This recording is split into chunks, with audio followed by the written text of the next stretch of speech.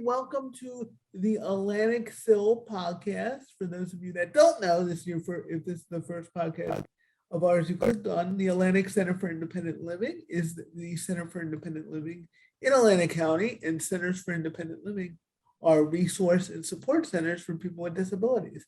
And today, my guest is the amazing Kelly Boyd, who works for the New Jersey Office of Access and Functional Needs. We're going to talk about a very important issue, especially during pandemic times and this apocalypse that we've all been living through in the last couple of years, where you feel like it's one thing after another. And that is emergency preparedness, and how people with disabilities really need to be prepared for any kind of disaster, because at the end of the day, you can't control everything, but you can control how prepared you are.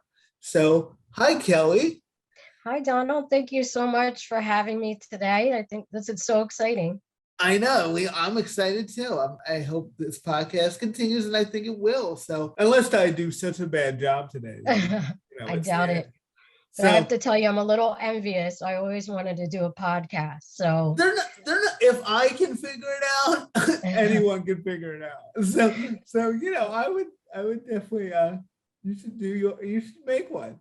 So, one day I might just give it a go. You're starting to make it. You're starting to make it. So first, I wanted to just introduce you. So tell us about the Office of Emergency Management, because the Office of Access and Functional Needs. No, you had it right. You had it right. Oh, I had it right the first time. The Office of Emergency Management and Access and Functional Needs. Kind of how you got involved in all this. So just go ahead and give us your spiel, as they say. Okay.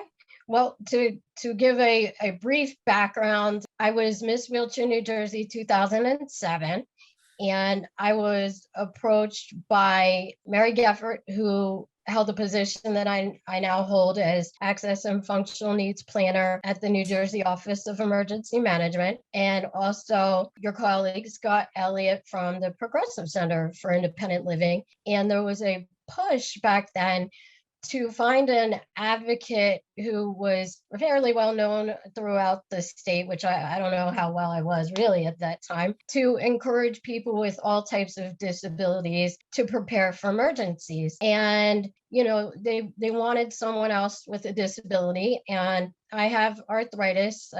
I was diagnosed when I was 2. I use a motorized wheelchair predominantly to get around, and occasionally a walker or a manual chair if someone's pushing me. So, I know what it's like to have a disability. And anyway, I agreed to do it.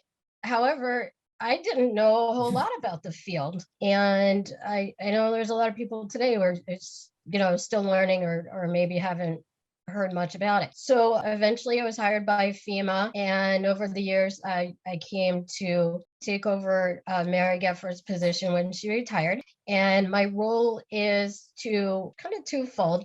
One, to help educate people with all types of disabilities on how to prepare for emergencies of all different kinds. And then also to work with emergency managers throughout the state and other first responders, the Centers for Independent Living, like yourself, as you know, Department of Health, all agencies involved in emergency preparedness, to help make sure that they include people with all types of disabilities and access and functional needs, and that they can fill any gaps that are out there. And just to clarify for your audience, those we refer to as having an access and functional need could be someone who doesn't have transportation, someone who speaks a language other than English, someone who has dyslexia. So the term has become quite broad that we have a little joke going on that it could almost encompass everyone.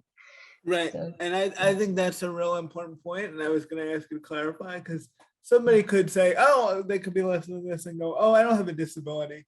But if they have trouble with transportation because of where they live during a disaster, that's like a really important thing. That is an access and functional need, because you could need to get out of where you are and go to where you need to get. And also, I like the point about not knowing the language, or if English is not your first language. Yes, that is an access and functional need, because if you can't understand the instructions you're being given during a disaster, that's like a really big deal.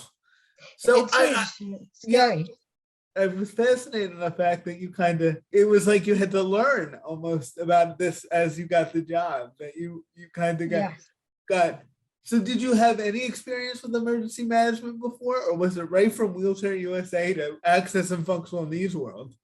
So I went to college at the College of New Jersey for journalism and professional writing with a minor in communication. So really, I didn't know a whole lot about it. I got the crash course when I started collaborating with Mary, and she invited me to sit on what was then called the Special Needs Advisory Panel. Today, as I know you know, Donald, it's called the New Jersey Group for Access and Integration Needs in Emergencies and Disasters, NJ-GAIN. And at that table, it's a little bit different now, but we have a lot of representatives from state agencies that are responsible for either emergency management or providing disability-related services. And then we have a number of advocates from organizations around the states, as well as social service agencies and like the Red Cross. They're all at the table. So back in 2007, I was invited to join that group, and that's how I started to learn about emergency management and what was going on in New Jersey. At the time, we were very lucky to have Steve Kemp, the FEMA Region 2 Regional Administrator. I joined a few meetings, and he had a disability as well. And he had ultimately asked me to come on as a disaster reservist for FEMA Region 2. And ultimately, that turned into some full-time work planning the first regional special needs conference, as it was called then. And from there, I started working full-time for other companies that handled emergency management issues for the DAFN community, and ultimately ended up at the state in 2010. You just never know what things, one thing is going to lead to another. You never, No idea. I tell people with disabilities that all the time. They'll sometimes ask me, and I'm sure you get this too, like, how do you get a job? And I'm like, get involved with things, because you don't know what's going to come about. Like even if it starts out as a volunteer job, or you're just going and kind of, hanging out, there are all these places that need people with disabilities. You don't know what it's going to lead to.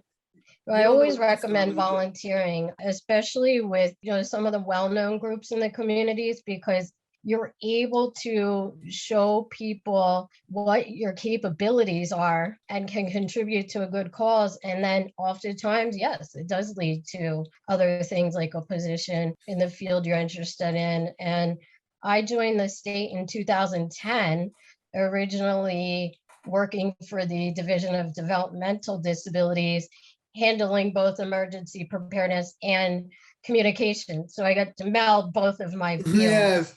Yes, that's awesome. So now let's talk about emergency preparedness. What are the things that all people with disabilities can do to prepare for any disaster? Like, what are the things? I know there are probably things that drive you crazy. Like, if you got, this is what you should be doing during the good times, they call them those blue sky days. Correct. To be prepared, because eventually something will happen. You don't know what, but someday something probably will happen. Yes, and that's what we say. And I think people realize that a little bit more now with the pandemic and some of the hurricanes we've had and all, but you're absolutely right. For the bulk of my career, people really didn't believe it would happen to me. So part of what I start out with when I try to educate others on how to best prepare is encouraging them to do a self-assessment.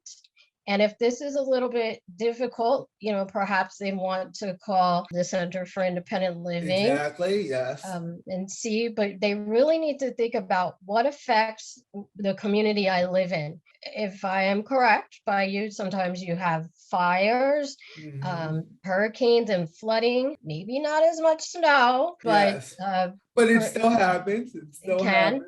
Yep. Yes. So you really want to think. We also have to include incidents of bioterrorism, anything like that. And again, the things like the pandemic.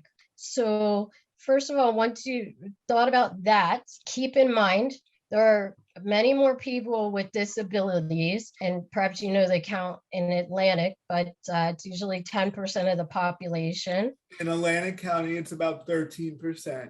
Okay. 13%. So a little bit higher. So Yes. folks have to remember there are only so many first responders Mhm. compared to people with disabilities.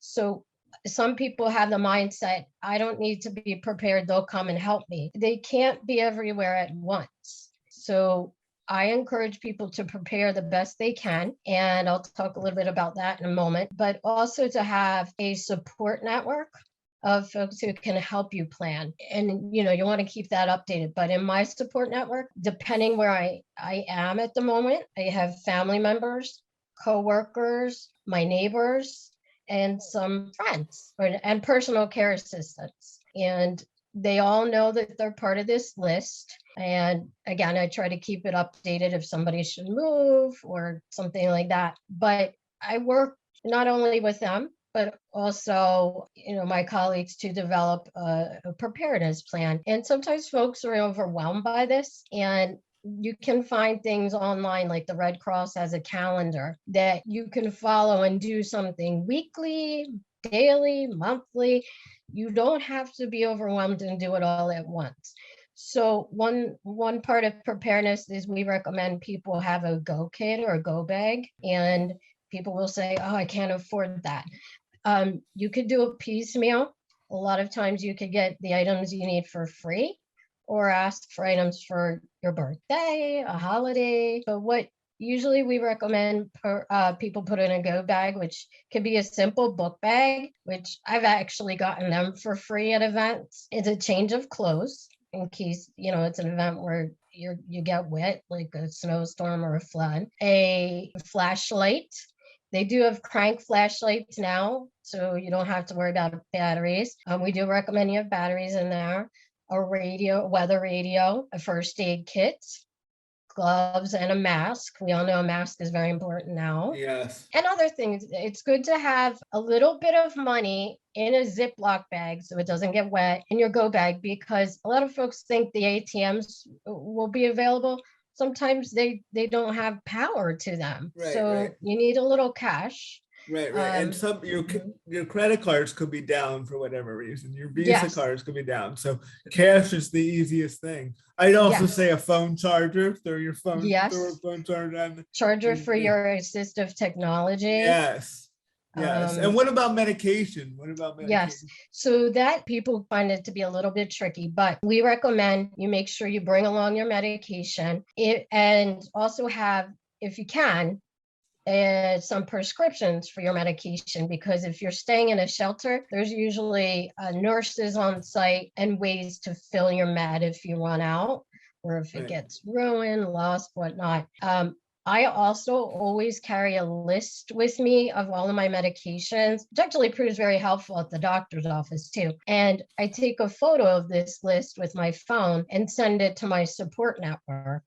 And so not only is this helpful if someone has to evacuate in shelter, but a couple times I've had to go into the ER and my loved ones are able to pull up the list so the doctors know what I'm on.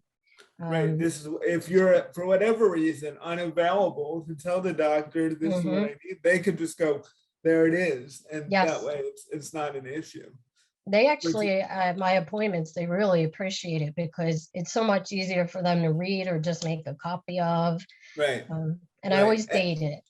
Right. I think that's really important. And I understand that a lot of this can feel overwhelming to people, but that's why it's so important to do it during times where you have a clear head and can think about it, and not when we're in the middle of a disaster, because you're going to inevitably forget some things when you're panicking.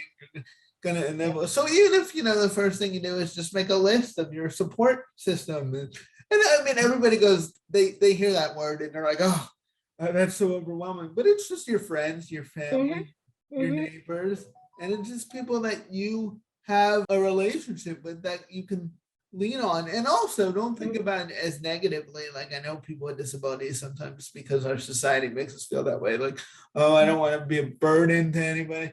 I mean, you have things to offer too, so you can be part of somebody else's support system. Like, people with disabilities have a lot of expertise with a lot of stuff, and I know we have to-go bags at the center, but like Kelly was saying, it doesn't have to be some big production bag. Right. It can be a book bag. So Yep. it's just so important to sort of think about what would I Mhm. do if things went, there was a disaster. Because you also got to think about, I know you talked about at the beginning, kind of this mindset of, well, the government's got it. They'll take care of Right. it. But you Mhm. and I, we interact with the government, you work with the government. Like the government, even if it's working at its most best, like things happen during a disaster. The government gets overwhelmed. They can't get to Mhm. every person with a disability Yep. and ensure that all their needs are met. So I Mhm. know in an ideal world that would be perfect, but that's Mhm. probably not going to be the real world. So you That's got to be prepared. exactly right. And another thing before I forget, we always recommend folks have bottled water in the go bag, some non-perishable food, preferably items you can open without a can opener. Yes. Because unless you have a manual one, people forget there may be no power to use a Right. can opener, but things you could eat without power. And make sure you rotate your stock because things do expire. Even water Right. bottles go bad. But these are things like pill containing, the pill boxes and water. You can go to a lot of events like the Abilities Expo and get them Right. and put them right in your bag. And Right. it's great. Also, if you have a service animal or a pet, please have a bag for them as well. They do make them, but I find it much cheaper to make your own. You can use a little lunchbox and put a baggie of their food and a bottle of water and a little bowl in there, and you're good. Right. They're good. And, because people's pets are so important to them. And they really, again, during a disaster, you want to be able to get your pet to wherever they need to be as Mhm. well and really think about that. Because, again, if you haven't prepared for this and it's the middle of a disaster, it's like, well, what am I going to do? Where do I put this dog or this cat or whatever you have? Yeah. And that's why it's important to have a support system too. And they know, well, I'm gonna have to bring the dog or the Mhm. dogs so that they're ready for it. So it's just Yes. preparation is really key. And talk a little Mhm. bit about I know we as a cell in Atlantic County, we make a lot of calls using the New Jersey Register Ready system. And I Yes. know not everybody knows what that is, despite Right. our efforts to educate Mhm. everybody about it constantly. Even people on the database, when we call, don't know they're on the database. So, It is funny, as hard as we yeah, tried, and that went into place when I first got involved in all of this back in 2007. For those listening, I actually mentioned to Donald recently, Atlantic is one of the counties with the most registrants, and I really have to commend Donald for getting the word out and keeping up with it. And he works in partnership with the Atlantic County Office of Emergency Management County AFN coordinator. But Donald and his staff have just done so much to keep this going. And what it is, for folks who don't know, it is a state system that I oversee personally and give access to each county AFN coordinator, access and functional needs coordinator, their emergency managers, and then a lot of the centers for independent living have been granted access as well. So individuals with disabilities like myself, for instance, can register. If I wasn't able to do it myself, I could ask a family member, friend, or personal care assistant to do it. You can either call 211 or you can go online to registerready.nj.gov, or sometimes call your Center for Independent Living and they'll help you. yes, And you can write as much or as little as you like, but there are questions in there that ask for your address, the nature of your disability. You don't have to say what it is, but you could say, I use a motorized wheelchair, so I would need power. I don't have a vehicle, so I would need transportation if we have to evacuate. I use oxygen, anything like that that you think they would need to know, that would help them to plan is what they're looking for. As an example, I know Cumberland County really focuses on the number of people who need oxygen because when Hurricane Sandy hit, there wasn't enough and it was hard to get supplies in.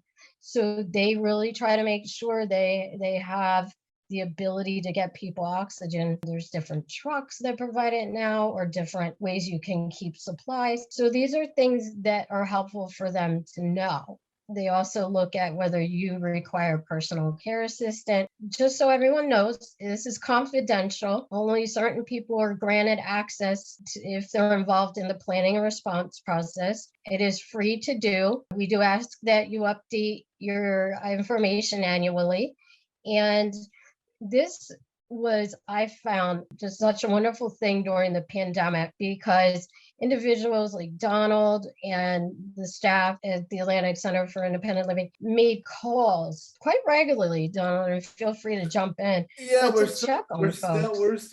we still do it. It's a great system, and the idea that it's supposed to, if an evacuation order is given, you're supposed to be contacted by your emergency management office, and they're supposed to make sure you have what you need in an ideal circumstance. So it's a great system. We're not asking for anyone's social security number. We're not asking for it, like, but the more information you give about your disability and what you need, the better it is for places to help you during a crisis. And Yes, it's a great system. I know there are a lot of people with disabilities. They don't like giving out their information to anybody. And some of that instinct is a good instinct. I understand, because you got to be careful. But there are also good places trying to help and that could use, like Register Ready, who could use the information. And during the pandemic, we were able to call everybody on the list and just ask, do you need everything? Do you need anything? We're here. Do you have the resources? And one of the awesome things, Kelly, was I got people who said, I'm good, but I'm just so happy to hear somebody ask me how I was doing. So, you know, because it was just chaos, especially at the beginning of it. So I just think it's a really important system. Kelly gave the address. You could Google, it comes right up. If you do NJ Register Ready, you could call the CIL 609-748-2253, and we'll connect you, because we still use it to this day. I mean, I have a staff member calling, and we're just passing along resources about that people need. So it's a great system. I know Kelly has been pushing for it forever, because it is a central place where if you're on it, we at least know it gives us something. It gives us something. And it's just very helpful. And that's what, building off of what you just said, I was so happy to see the collaboration intensify during the pandemic between the Centers for Independent Living and the emergency managers, because this was a unique emergency that obviously is now going on for years. But in the beginning, and even you know, to a degree now, a lot of folks their needs weren't necessarily emergency management related, like I need to get out of my house because it's flooding, but they needed resources because you couldn't leave your house to get food and or just your personal care system maybe had COVID, things like that, where the Centers for Independent Living have a lot of those resources or the knowledge to connect people versus emergency managers. So I think it was a great partnership. I agree. And like you said, it was a different type of emergency, because it wasn't like Sandy comes, it hits, and then you're dealing with the aftermath. Tornadoes come, it hits, and then you're dealing with the aftermath. This pandemic was like, it's so hard to figure out exactly, are we in the end, or where are we in this, like when this is over? And, you know, we're learning that we're just going to have to live with it to some degree in a safe way. But a lot of people, just like I said, needed the emotional support of, like, and that, you know, too, that's really a good point. There are various helplines that were set up by the state that still exist, that folks on Register Ready, if they, you know, got a call, could be connected with, because otherwise they may not have heard about them. Exactly. I remember when the vaccine first started rolling out, we were able to call people and just tell them about, because it was confusing, especially if you had a disability. How do I sign up? Where do I go? It was overwhelming. You know, we were able to help connect people and sign people up to the vaccine. And that's the stuff Kelly has been preaching and trying to get people to understand. Like, Register Ready gives people with disabilities, like I said, we know you're there, you know, so that we have your information, instead of a lot of times what happens in disasters, it's like people with disabilities are the last people everyone thinks about. So this is to keep it front of mind. And it's just really important, because people with disabilities are the most affected by disasters, because we're the most vulnerable. So you have to do what you can do to protect yourself the best you can. Mhm.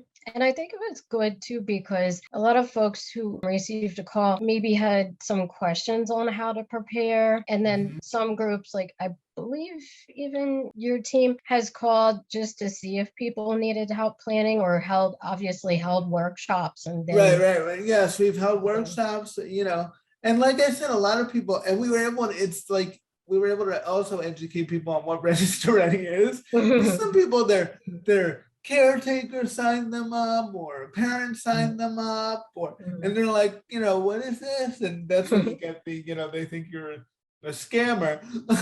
but Yes. but you're able to educate them, and they're like, oh, okay, and then they start to understand, and that's important too. And it's important for people, even if they just, like, I was just happy if somebody knew what the cell was, so they knew there was a Oh, resource out there, like, and that they yes. weren't alone. So And that makes me happy too, because more of their needs can be met. And I should say, in case anyone is listening in who's not from Atlantic, every county does utilize Register Ready a little bit differently. So it is fine if you'd like to call your Center for Independent Living or your county office of emergency management, which you can find online if you can Google, right. or maybe, even call your local police department. They could give you the number, but ask them, how do you utilize it in the county where I reside? There are some counties that will go door to door to check on people in a storm. Mhm. It does vary, but Yes, it's a great system. Mhm. that's a great point, Kelly. Like, learn about how Register Ready is done in your area. And if you call your office of emergency preparedness and they don't know what it is, like, that tells you to call your cell, or to call, like, okay, this is not a Exactly. good thing. this is And not a that good is a fantastic point, because thing. we want to know that if that happened, Yeah, Donald could let me know yeah, and yeah. I'm on it. So, Right, yeah, yes, yeah, because at this point, if there's no excuse for any government official in I New would Jersey think that not is to not know, happening. not to But know yeah. about, and I don't think they are, but it's just, I guess the point I just want to make is, you really need, as a person with disability, to take the initiative on a lot of this Yes. stuff. And I'm not saying it's fair or it's right. I'm just saying it is what it is. Yes. And you got to help keep yourself safe. Mhm. Well, how has the pandemic, do you think, affected people with disabilities in New Jersey and all over? I mean, what have some of the biggest challenges to you personally and to people with Mhm. disabilities that you have seen? Well, one little last thing I'll say before I respond to that is, for folks who are able to go online, we do have the Register Ready brochure on there with details in 9 different languages. That's And awesome. which, yeah, I'm so thrilled. We just got that set up, and I can get copies in Braille for those who need it, but a special request would have to come in to me so I could do that. But to answer your question, the pandemic, it I have two sides of thinking on that, believe it or not. I Part of me felt like individuals with all types of disabilities and access and functional needs were actually, for the most part, more prepared for this than I, the general public. I You agree know? with this. I agree with this point. Yeah, For some people, they were already on a fixed income. They were exactly. already used to living on a really tight budget. Exactly. They were already used to being kind of isolated, which is a shame. But for a Hmm. lot of people, it was. You're right. It's that one side of, like, there were some people who had really intense needs, and then I would call people, and they were like, "This is just a normal, week for me," and I'm just Right. kind of living my life as everybody sees what it's like to be kind of in my situation. But yeah, Hmm. elaborate more on that, because I agree with you.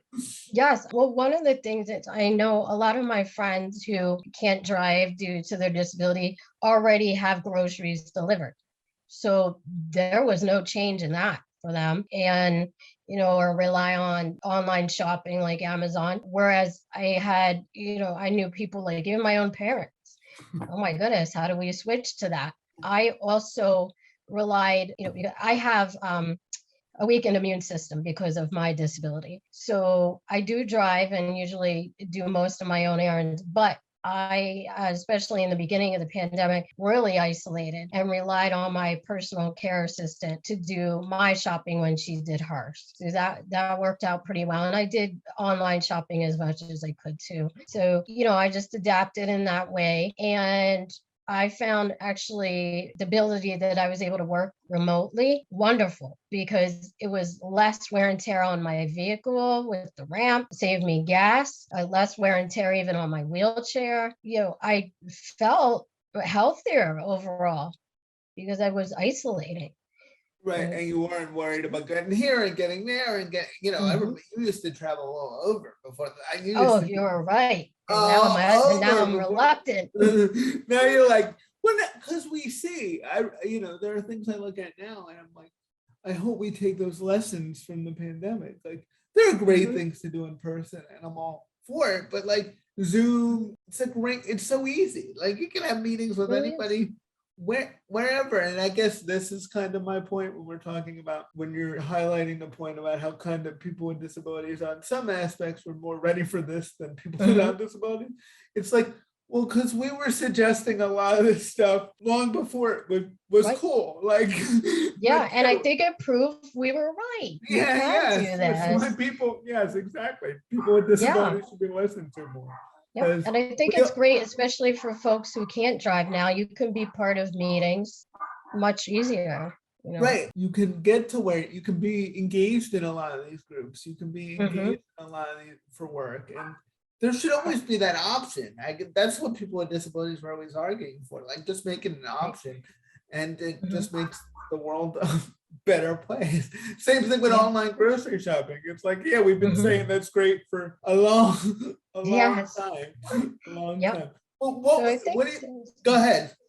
So things like that were helpful. I know some folks did feel a little more isolated than usual, and I'm also saying those who are part of the general public who are often out and about, and then some people with disabilities like myself who were able to drive, go to work, go to different events, did find it isolating. I, however, was okay with it because a lot of the things I was doing became online groups and events. And heck, I was okay with sitting at home in my sweats, having, my sorority, for instance, would do different game nights, even a career night, and I could just log in, and I still felt like I'm seeing my friends. And some I saw more of because they live far away. Right. Now that they're doing this, so that was great. But I'm sure you wanted to know the downside. Tell me about the downside, because there definitely were. There were a few different issues, or probably many, but I'll highlight a few. One that actually affected me quite a bit too was, if you rely on a personal care assistant, I found that pretty much all of mine at one point or another, and sometimes several times, had to quarantine. So now I'm trying to juggle who can cover, and it was getting trickier. So that became tough. I know some people experience the fact that the personal care assistants just didn't want to come out in the pandemic, especially considering their pay rate. They didn't feel it was worth the risk. I know that did help push their pay rate up a little bit, but when you're considered essential, that brings about some different issues. I did have a personal care assistant who early on didn't come for a month because she just didn't want to leave her home. And then when I actually got COVID about the middle of February, my biggest problem is now no one could come here and help me. So because you had it. Yes. Yep. So I would typically rely on my mother, but guess what? She got it, and my personal care assistant got it. So my father was trying to help go between my mother and myself and help us. And then when she got a little better, she was helping me because it did take me longer to recover. Right. That's a really key point, is that, it does affect people with disabilities. I would say usually more severely because we're already vulnerable. So, like I tell people, even though I have cerebral palsy, so I don't really have any lung problems, but I can't afford to have trouble breathing. Right. Like same thing with you. Like we don't need another thing. We got enough stuff. Like That was it. And I was a little worried, even though I had the vaccine 1 and 2 and my booster and my flu shot. I wasn't sure how I would be affected. And I've been one over, I'm almost 42, never really gotten coughs and that kind Right. of issue when I was sick, but with this it wouldn't go away. So it took a few weeks for that to go away. That lingered for sure, and the fatigue lingered, and it was also like a bad flu. And then as soon as you think you're getting better, wham, comes back, even if right. you test negative. So that's what's been difficult. You really can't predict it. So we are still encouraging folks to get the vaccine if they Oh, have not. absolutely. Get that vaccine. Yep. Absolutely. And And with the get that disclaimer, booster. check with your doctor. Yes, with the disclaimer, check with your doctor. I know there are very specific situations where it might not be okay, but Right. if you can get the vaccine, get it. Even if you get a lot of people, well, I'm healthy, I'm good. Well, I already got it, I'm good. Like this is why everybody who can get it needs to get it, because there are people that are vulnerable that maybe can't with immunosuppressive disabilities who need the community to protect them. So it's just really important. Yes. And like Kelly said, like you could think, oh, why does it matter if I don't get vaccinated? Well, if Kelly's caretakers get sick, that does affect Kelly. Yes. If our hospitals are full, luckily now cases are down, but during those peaks, that's affecting people with disabilities who can't access healthcare. So Right. please, Kelly and I are in total agreement on this. If you can get it, if your doctor recommends it, and 99% of doctors do, except for really specific situations, get your vaccination, get boosted. Because I'm sure Kelly thinks every day, like, thank God I had my vaccination. Absolutely. So much worse. Yeah. Could have been so much worse. Yes, I do believe that. And another thing that bothered me is among my personal care assistants, about half did get vaccinated and got the booster, and the other half did not want to do it for one reason or another. One believed he's immune because his housemate had it and he didn't. The other believed she could never have children again if she got it. So there are a lot of myths out there that we're still working on dispelling. And so everyone here who's listening knows we are working on a town hall that you may have heard of, Donald. Yes. Yes. So hopefully Donald could keep everyone apprised, but that will be coming up soon. It's part of the series the New Jersey Department of Health has been doing, but thanks to the Centers for Independent Living, this one will be geared towards people with disabilities and their caregivers, and really talk about our specific issues, and again, provide opportunities to ask questions. Like my personal care assistant believes that she got it, she can never have another child. Go ahead and ask it. They can give you the expert explanation. Right. They can explain to you. Yep. They can explain to you why that is a total myth and totally destructive to people. But I understand why people get scared of these things, because you're on social media or you watch certain TV and it's like you don't know what's true and what's not.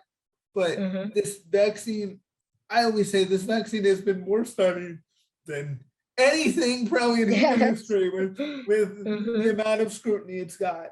And you really, people always talk about, what about the minus zero risk from the vaccine? Well, there's a lot of risk associated with COVID. If you don't have that vaccine and you get long COVID, like there are symptoms associated with that, you really want to get it. And you really want to protect yourself, because it's not fun. I mean, Kelly can tell you, COVID is not, it's no joke.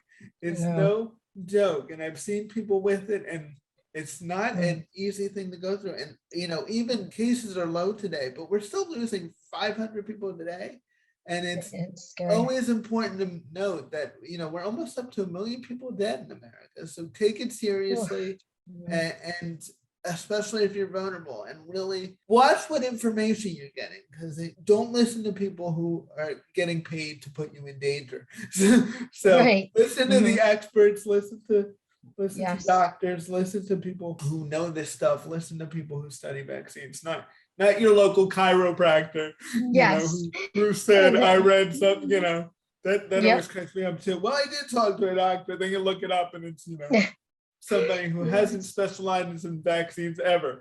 So listen to the experts, and also use a degree of common sense. This vaccine's been out for really 3 years, if you think about it, because they've been running tests on it for a long time. And, and it looks pretty safe to me. Everybody I know who's gotten vaccinated is still walking around. So just really, think about that and protect And yourself. yes, and along those lines, if anyone has a question, New Jersey has set up special websites to address these questions. And please, I actually just talked about the same issue yesterday. Please use trusted websites like the website that your Center for Independent Living has, the New Jersey Office of Emergency Management. And that's just not for the pandemic alone, but also any storms that are coming in, things like that. The New Jersey Department of Health, anything like that, your municipality, those are your trusted sites. Yeah, your uncle on Facebook may not be an expert. Just saying. I'm just saying. Just saying. Your personal care system, you have to watch. Mine have some very unique beliefs. Yes. Yeah, my neighbor too. Doesn't mean we don't love them. Just right. We go, all right, this isn't your area of expertise, and I'm going to trust people who study this every single day. So yes, and I try not to argue with them because I do need their help. Right, exactly. And also, a lot of people have made up their minds about this, and it's for your own emotional health. And this is something I have to remind myself constantly. It's probably not good for me, but if you are still on the fence, and I get people go, I get vaccinated, but the booster, I've gotten vaccinated, but I don't understand the booster. You get the flu shot every year. A booster is just a booster. So I guess Kelly and I want people to be as safe as possible. And when I still hear people not getting it or being on the fence about it, it just worries me, because at the end of the day, you're the one that's going to have to deal with the consequences of it. And any protection you can do to protect yourself and also get back to normal and enjoy life. This is one of the keys to doing it. So and I have to tell you, I do carry a level of guilt for the fact that I got COVID and passed it on to my mother, who's in her 70s. She just turned 70. Thank God she pulled through, but that it does weigh on me. And fortunately, like I said, I got the vaccine and the boosters. But could you imagine if I did not and passed that on to her, and something happened? So I think, just to elaborate also a little bit on the vaccine and the boosters, if folks are homebound, whether they're bedbound or don't have transportation, they can still get the vaccine and booster. The Department of Health will either go out, or we have partners that will come out and provide that. So you can always call. There's a vaccine call center through the state. Donald, I don't know if you list resources on your site. So what? Yeah, and we'll list in this podcast, in the info section, we'll list a lot of the resources that we talked about, so you can just click it and go to it, because that's a great point. There are ways to get the vaccine if you're homebound. We've got, when we were doing register ready calls, we've connected some people to do that. And if for whatever reason you're getting pushed back from your local office, because some people will say, you've heard it, we don't do that, and Kelly will go, oh, yes, you do. Yes, that's correct. Yes, that is true. I've heard that, and yes, you might still hear that, but it's not true. Somebody will get out there. There's some counties that partner with like the Medical Reserve Corps, or just the local Department of Health, or Visiting Nurse Association. There are ways to get it done. Right. I love that. We're trying to make it as easy as possible on people. And if you need help connecting the resources, if getting pushback from your local office about a homebound appointment, that's what your Center for Independent Living, like, that's what we do as advocates. We'll connect, we'll push back with you, we'll connect them to Kelly, and and most people who do the homebound appointments have been absolutely lovely, and they actually love doing it because it makes them feel good. So there are resources out there. I guess that's, as we wrap up, that's the big point I want to people to take away. Like, disasters are scary, they're very scary, but there are things you can do to protect yourself, and there are tools that you can do, whether it's the pandemic, where it's not 2020 anymore, there's a vaccine now, get it. And whether it's natural disasters like Sandy, but there's Register Ready that can give you some safety. There's checklists that Kelly said, like, You read my mind. And I will give one last tip, if that's okay. Yes. So another thing that's great to include in your go bag, or with a trusted friend or family member, and I really strongly emphasize trusted, is to have copies of your important documents in a bag, like either a Ziploc bag where it can't get wet, or they do have these bags online now that are pretty cheap, especially on the Amazon deal pages, where if there's a fire, it won't destroy the items in the bag. You'll want to keep your medical records in there, insurance, paperwork, mortgage, anything like that. And I personally keep copies with my brother, who's out of state in Virginia. So we always recommend you have an out of state contact for a number of things, either making sure documents are there, or as a place to stay, or if the power's down here and I can't call to, say, set up a hotel reservation, my brother could do that if I can reach him in some fashion. Right, and that's an awesome way to think about it, because there could be a big flood near New Jersey, and you could not have access to your documentation. But knowing that your brother does in Virginia, you just don't know what could happen. And I don't mean to, I don't want people to be living with anxiety, not being able to sleep at night, but I want people to be prepared, because that's just something you can do. If you have an out-of-state friend or a relative you trust, hey, keep this where you keep your personal information, and in case something happens, let something happen. But as Kelly said at the beginning, make sure they're a trusted, responsible member of your family or friend circle, and really think about it. Well, sorry about that. Some people will also put it on a flash drive, but keep in mind, again, if the power's down, that's no good. Yes, that's an important point to close on too, because I as a kid of the 90s, I always forget how many things run on power, and when the power goes down, I still find myself going, oh, I'll just turn on my other computer. Oh wait, I can't turn on my computer because it's connected to power. And I know people who are older, probably laughing, it is part of just living with technology all the time. Oh, I'll just plug my phone in. No, you can't plug your phone in because Well, I do try to have things around that either run off of solar power, or there's something called the Blackout Buddy by the Red Cross, that very inexpensive, but when the power goes out, they're worth their weight in gold, because the lights will come on and they're not super bright, but it gives you enough light to get through your home or wherever. So those kinds of things are worth looking into. And again, it was $10 for 2. They make great little birthday presents and things like that. And like Kelly said, and that's what we'll close on. A lot of this stuff, you won't need it until you need it. And you'll be happy when you have it. A lot of this stuff, you're probably oh, it's a go bad, then it'll take time. Well, when it's a go bad, you'll be happy you did it. When you have to go somewhere very quickly. So really think about it that way. You won't need it, and hopefully you'll never need it. That's the hope. That's the hope. But you can't live your life just based on hope. Hope is good. We like hope. But we want hope plus preparation, and that increased our chances of surviving, which is the key during a disaster. Surviving. Yes.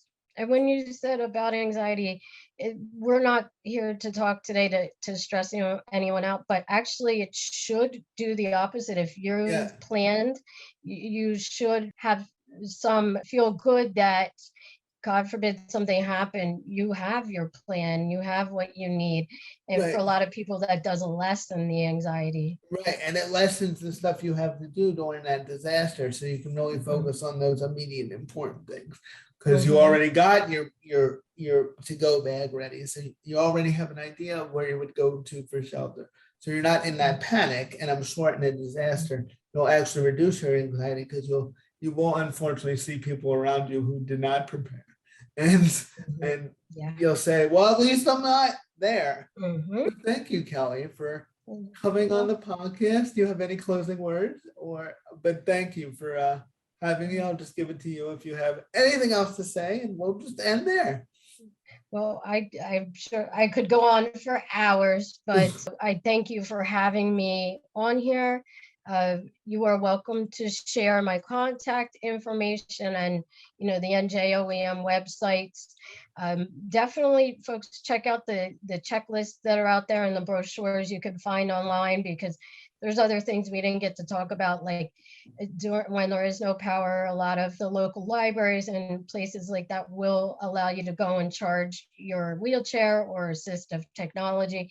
So perhaps a part 2. Yes, there definitely will be a part 2. There will be a part 2 because there will be other issues to talk about and other issues that come up. But thank you, everybody, and we will include links to a lot of this stuff in our podcast. Thank you, everybody. Until next time, we'll see you on the Atlantic CIL podcast. Bye. Bye, everybody.